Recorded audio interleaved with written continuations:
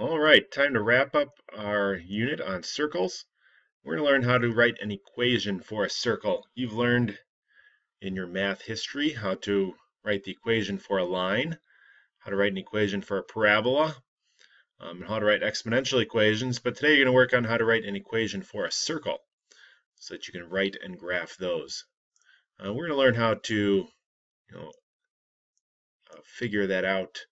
I'm not going to explain it to you right away, but we'll kind of work our way towards that as we go through here. Let's think how we define a circle. What is your definition of a circle? Go ahead and say it out loud. I can't hear you, but that's okay. You can write it down in your notes. But how do we define a circle? It's a set of all points equidistant from a center point. And they're all equidistant because we know that radius defines the circle. It gives us that perimeter.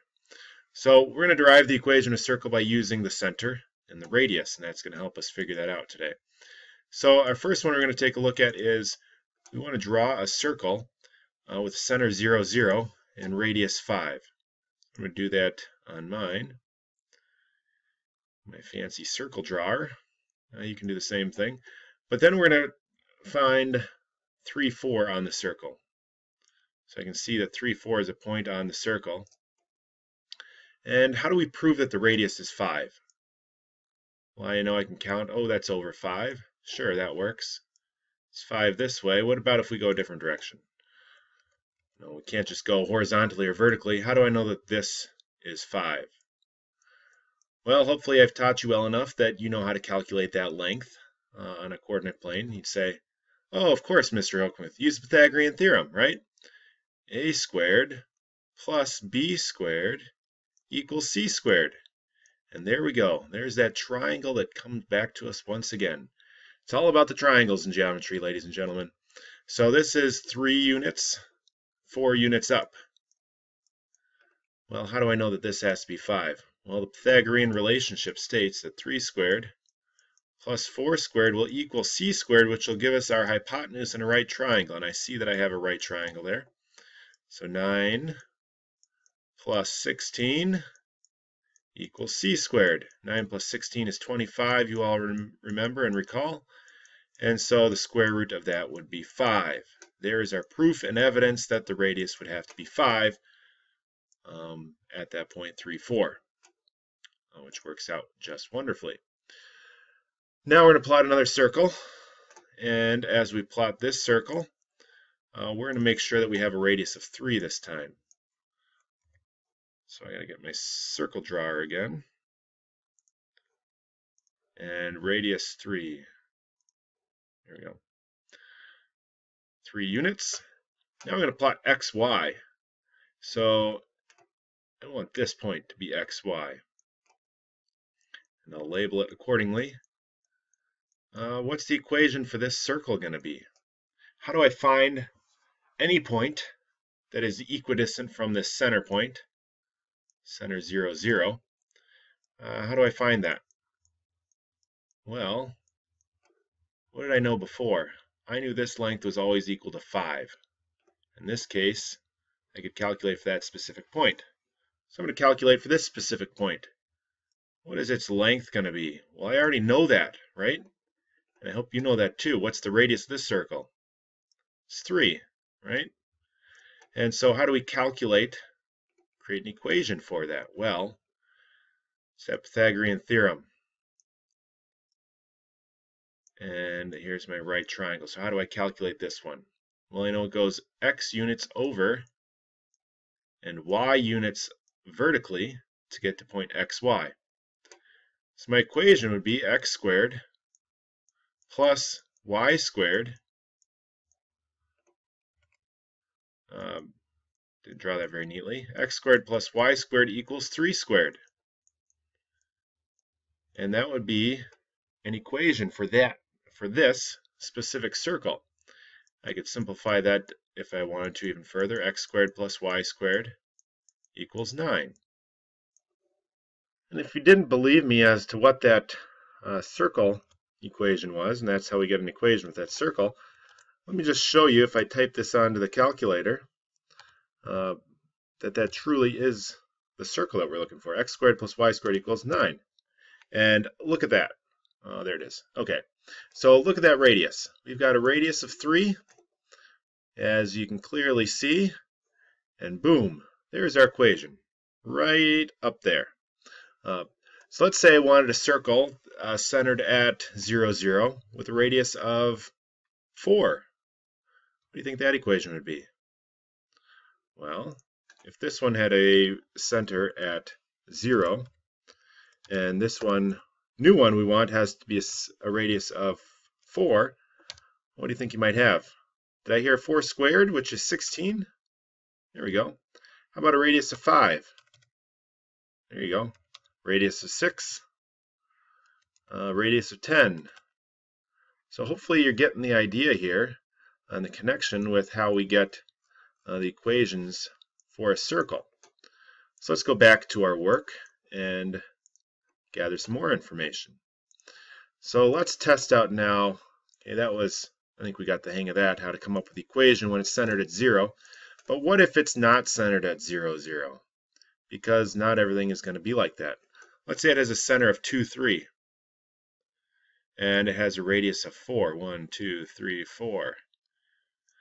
How are we going to develop that equation? Well, let's label what we have. Here's our center here at 2, 3. We know our radius, and let's just say we're going to this point here. We'll call this one xy. And in this particular equation, we know the radius is 4, so that length there is going to be 4. So what's the equation for this one going to be? Well, let's Pythagorean theorem it. I don't even know if that's a word, but let's get right at that. And this is going to be a length of, well, it's not going to be x this time because x is over here past 5, and we know that's not quite 5 units. So I'm going from 2 on the x-axis to x.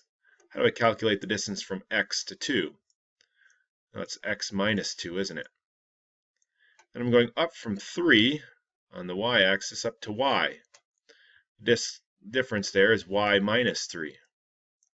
So in this case, when I use Pythagorean theorem, I'm going to get x minus 2 squared plus y minus 3, it's our b value, squared. And that's going to equal c squared, which we know is 4, so 4 squared. So if we want to simplify that, we'll put x minus 2 squared plus y minus 3 squared. We're not going to multiply out the x minus 2 and the y minus 3. That'll just give us too many terms.